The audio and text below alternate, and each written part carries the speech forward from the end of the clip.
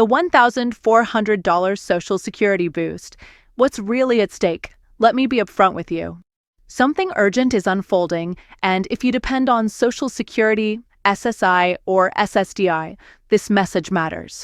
A one-time $1,400 payment is being pushed onto the national stage. For millions of seniors living on fixed incomes, that money could mean the difference between paying bills or falling behind. But there's also resistance building that could block it before it reaches anyone's bank account. After more than 2 decades of helping Americans navigate retirement, I can tell you, this isn't just another headline. It's a test of whether retirement security in this country is genuine or just a political talking point. Before we get into the details, I'd love to know who's listening. Comment below with your age and state. It helps me understand who's really being impacted by these updates. Now, let's dig in.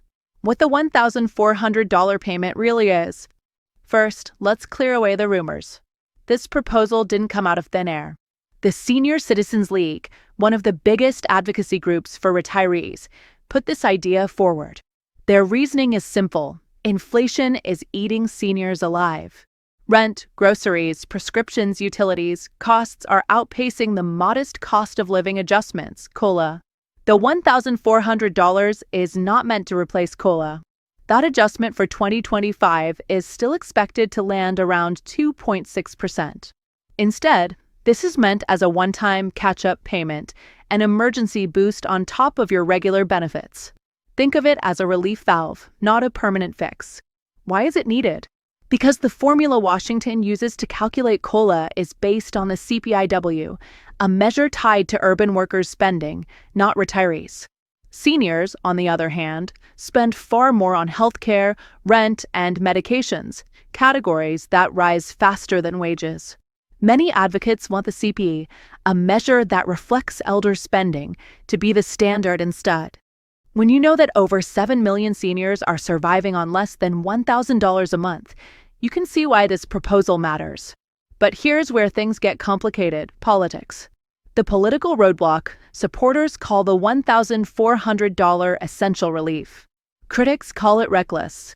They argue it would drain the Social Security Trust Fund faster and add more strain to a system already projected to face solvency issues in the early 2030s. Some dismiss it as election year sugar, a feel-good headline with no real path forward. And let's be honest, seniors have seen this movie before. Promises of boosts like the proposed $200 monthly increase or the $2,400 per year plan have fizzled out in committees. That history creates skepticism. People wonder, is this relief real or just another political football? That doubt is valid. Because even if Congress approves the payment, another layer of risk exists: whether the money actually reaches you. The hidden vulnerability. Many retirees assume that once Congress approves funds, it's guaranteed money in their account. But in today's financial system, that's not always true. There have been reports of accounts being closed or deposits delayed, sometimes with little or no explanation. Whether those actions are politically motivated or just bureaucratic glitches, the result is the same: ordinary people lose access to money they depend on. For someone living paycheck to paycheck, even a 2-day delay in a deposit can trigger overdraft fees, late rent charges, or missed prescription refills. A minor inconvenience for a working adult can spiral into a crisis for someone living on Social Security. This is the hidden fragility of retirement finances. The system doesn't have to deny your money outright to hurt you. Small disruptions are enough. Why the $1,400 matters beyond the number. For seniors living on $200 to $300 a month after fixed expenses, this payment isn't luxury money. It's survival money. It could cover a rent payment, clear overdue utility bills, or fill a grocery cart without forcing tough choices.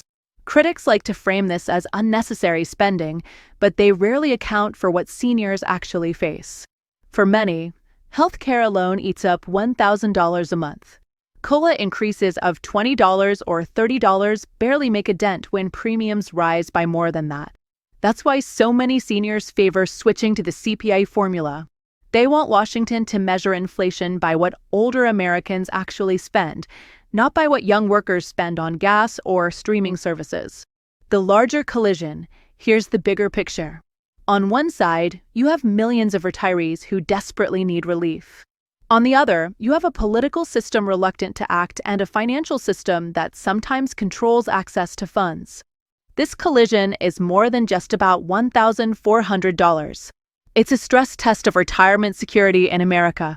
Because once you accept that benefits can be delayed, frozen, or filtered through political or financial gatekeepers, the promise of Social Security itself starts to look less like a guarantee and more like a privilege.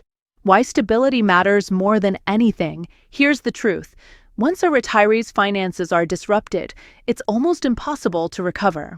A missed payment can trigger debt, fees, and stress that takes months, if not years, to undo.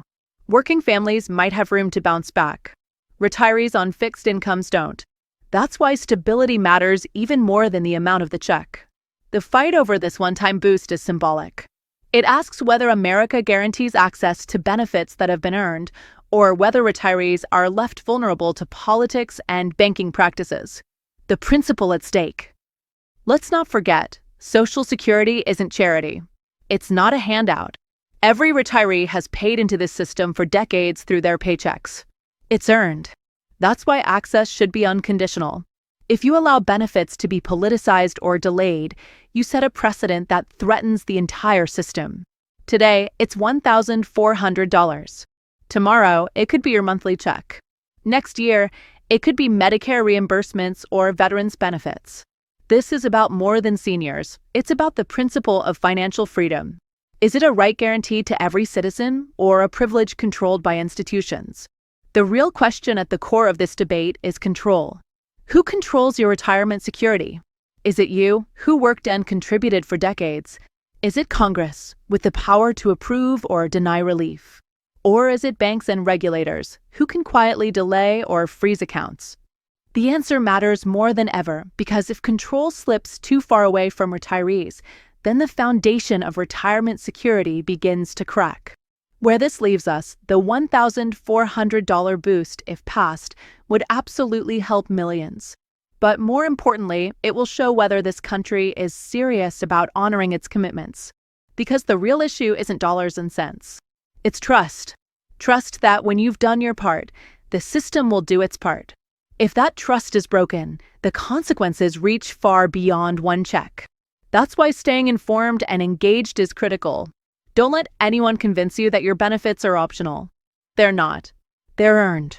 And protecting that principle is the fight that matters most. If you found this breakdown helpful, stay connected. The battles over Social Security, retirement, and financial security are far from over. Together, we'll navigate what's ahead.